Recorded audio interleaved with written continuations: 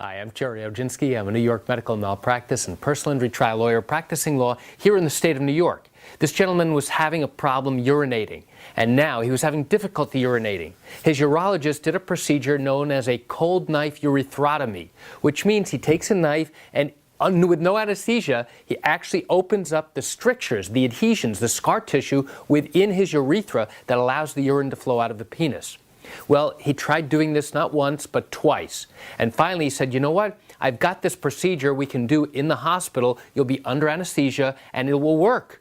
And so this gentleman said, fine, let's do it. During this procedure, the urologist inserted a stent. It's a wire mesh stent. It's really spring-loaded. So you insert it, it's tightly coiled. Now you put it into place, and the whole idea is when it opens up, it now allows the free flow of urine so that the scar tissue doesn't fold down and close up the opening, which now creates difficulty for the urine to flow out. So he put in the stent.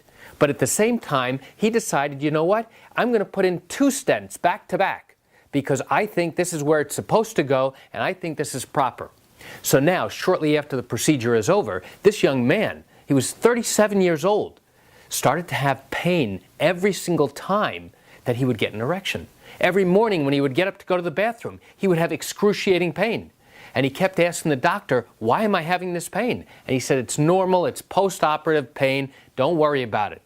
And well, guess what? This pain went on and on. It got so bad to the point where this gentleman, every time he woke up, every time he had an erection, he was in such horrible, horrible pain that a number of times he actually went to his doctor and said, listen, I'm contemplating committing suicide. The pain is so horrible. This is so bad. I can't live with this pain. So finally the doctor said, you know what? Let's go in, let's try and move those stents. Well, that's exactly what he tried to do, but by that point, the inside lining of the tissues of the urethra had already grown over this stent, which is exactly what it was designed to do. But that meant that you can't simply reach in there with an instrument and try and pull it and move it away. Because what he did in that instance, he tore apart all the tissues inside his penis, inside the urethra, as he attempted to move it and mobilize it to a different location within the urethra. This young man needed to have urological reconstructive surgery that lasted for 1.5 years.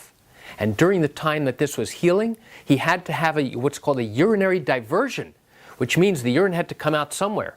And so his new surgeon had to create an opening between his anus and his testicles that allowed him to urinate every single time. It turned out that this original urologist never, ever should have put these stents into a young man. You know why not? Because the studies showed that the only type of person that should get this stent is an elderly person who no longer has the ability to have sexual relations and gets an erection. But this is a young man, 37 years old. This doctor should have known that. And because he didn't, he violated the basic standards of medical care and unfortunately caused significant and permanent harm to this young man. So why do I share this great information with you?